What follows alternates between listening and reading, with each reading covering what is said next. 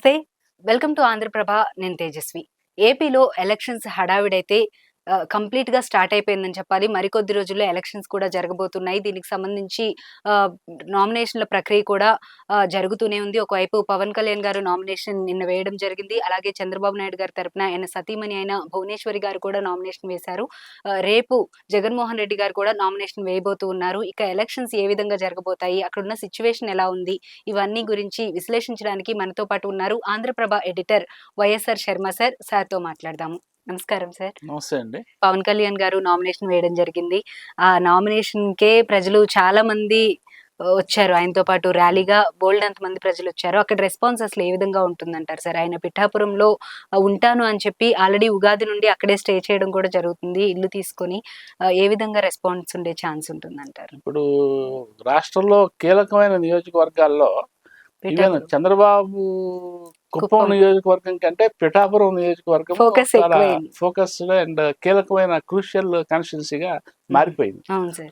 So రోజువారీ అక్కడ ఏమేమి జరుగుతున్నది, ఒకవైపు వైసీపీ వంగా గీత హ్మ్. ఆవిడ ప్రచారం ఎట్లా జరుగుతున్నది, అట్లాగే పవన్ కళ్యాణ్ తరపున ప్రచారం ఎట్లా జరుగుతున్నది అనేది అందరూ చాలా కీన్గా అబ్జర్వ్ చేస్తున్న దృశ్యం అయితే మనకు కనిపిస్తున్నది. హ్మ్.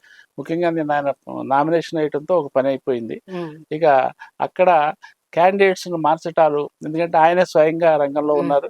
ఒకవైపున వైసీపీ నుంచి కూడా కన్ఫర్మ్డ్ క్యాండిడేట్ హ్మ్. ఉన్నారు, వాళ్ళు ముందే అనౌన్స్ చేసుకున్నారు. హ్మ్. సో అక్కడికి ఇటువంటి ఊగిసలాటలు ఏమీ లేవు. హ్మ్. సో ఇద్దరు ఎవరికి వాళ్ళు ప్రచారం మీద కాన్సన్ట్రేట్ చేశారు. ఒక రకంగా నిన్న నామినేషన్కి ఆయన పెడుతున్నప్పుడు దాదాపు లక్షల్లో జనం వచ్చారని అవును. మనకి సమాచారం. హ్మ్.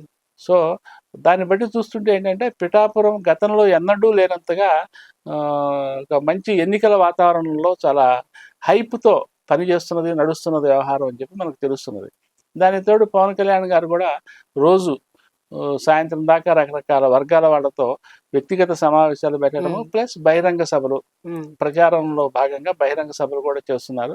ఆయన ఏం చెప్తున్నారంటే, నాకు వంగా గీతకి పోటీ కాదు ఇక్కడ, వంగా గీత కాకపోతే ఒక క్యాండిడేట్ అంతే, బట్ నేను జగన్ మీద నా పోటీ, జగన్ మీద నా పోరాటం అని చెప్తున్నారు. హ్మ్. అంటే ఆయన ఒక పార్టీ అధినేత కాబట్టి హ్మ్. ఇంకొక పార్టీ అధినేతతోనే నేను నా పోటీ. టార్గెట్ ఉంటుంది అవును. అనే ఉద్దేశంలో ఆయన అట్లా వ్యాఖ్యానం చేస్తున్నారు. కానీ మొత్తం మీద ఏంటంటే పవన్ కళ్యాణ్ పిఠాపురంలో దిగటంతో, ముఖ్యంగా ఆయన ఏ మంగళగిరి నుంచో లేకపోతే హైదరాబాద్ నుంచో ఏదో 2 రోజులకు ఒకసారి పోయి ఒక 2 రోజులు అక్కడ ప్రచారం చేసి మళ్ళీ ఎగ్జిట్ అవ్వడం కాకుండా ఆయన అక్కడే ఉండి రోజువారీ ఎన్నికల ప్రచారం 24 అవర్స్ కార్యకర్తలకు అందుబాటులో ఉంటూ అందుబాటులో ఉంది.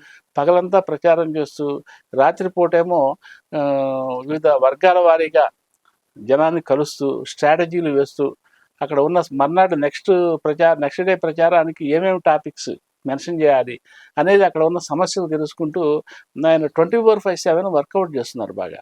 సో అందువల్ల ఏంటంటే పిఠాపురము గతంలో ఎన్నడూ లేనంతగా చాలా హాట్ సీట్గా మారింది.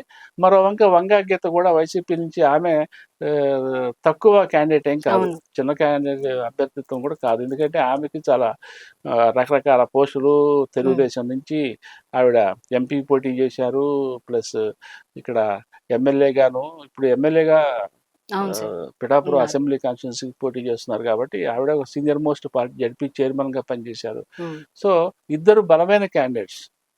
కోర్స్ పవన్ కళ్యాణ్ గారు పార్టీ అధినేత అనుకోండి, ఆమె ఒక పార్టీ సభ్యురాలు. దట్టు ఇప్పటి వరకు ఓటమి చూడలేదు తను కూడా. ఎస్, ఆవిడ వరుస కెరీర్లో అంతా కూడా విజయాలే తప్ప హ్మ్. ఎక్కడ ఒక పరాజయం వెనకడుగు వేసిన అనేది లేదు. సందర్భం లేదు. అది ఆవిడకున్న ఒక ప్లస్ పాయింట్. అయితే ఏంటంటే ఇదంతా కూడా ఈ ట్రాక్ రికార్డు ఎప్పటికప్పుడు కొత్తగానే ఉంటుంది. హ్మ్. గత ట్రాక్ రికార్డు చూసి జనం ఓటేస్తారా అంటే ఇప్పుడు ఇటువైపు ఉన్న క్యాండిడేట్ను కూడా చూస్తారు. హ్మ్. ఏమి అవును. వంగా గీత గారు ట్రాక్ రికార్డు చాలా క్లీన్ అండ్ గ్రీనే. ఒకప్పుడు పిఠాపురానికి ఇంత హైప్ లేదు. పవన్ ఆ! కళ్యాణ్ రావడం వల్లే ఇంత రావడంతో వచ్చింది. వచ్చింది. ఆవిడ క్లీన్ అండ్ గ్రీనే. హ్మ్. బట్ ఇటువైపు ఉన్నది తక్కువ క్యాండిడేట్ క్యాండిడేట్ కాదు. కాదు. సో, ఆ తులాభారంలో ఆ ఈక్వేషన్స్, ఆ వెయింగ్ ఇది వ్యవహారం సమీకరణాలు మారిపోతుంటాయి. మారిపోతుంటాయి. సో, అందువల్ల ఏంటంటే ఈసారి పిఠాపురంలో మొత్తం మీద పవన్ కళ్యాణ్ గారి ధీమా చూస్తుంటే కిందటి ఎలక్షన్ల కన్నా కూడా హ్మ్. ఈసారి ఆయన చాలా ఆత్మవిశ్వాసంతో పనిచేస్తున్నారు.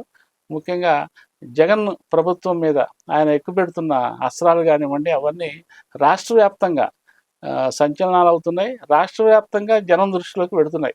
వంగా గీత గారి ప్రచారం అయితే కేవలం పిఠాపురం వరకే హ్మ్. పరిమితమైతే, పవన్ కళ్యాణ్ గారి కళ్యాణ్ ప్రచారం మాత్రం రాష్ట్ర స్థాయిలో రాష్ట్రం. ప్రొజెక్ట్ అవుతున్నది. అది సంగతి. Thank you so much sir. Okay, thank you. ఇది పరిస్థితి. రేపటి కార్యక్రమంలో మళ్ళీ కలుద్దాం. అంతవరకు చూస్తూనే ఉండండి ఆంధ్రప్రభ.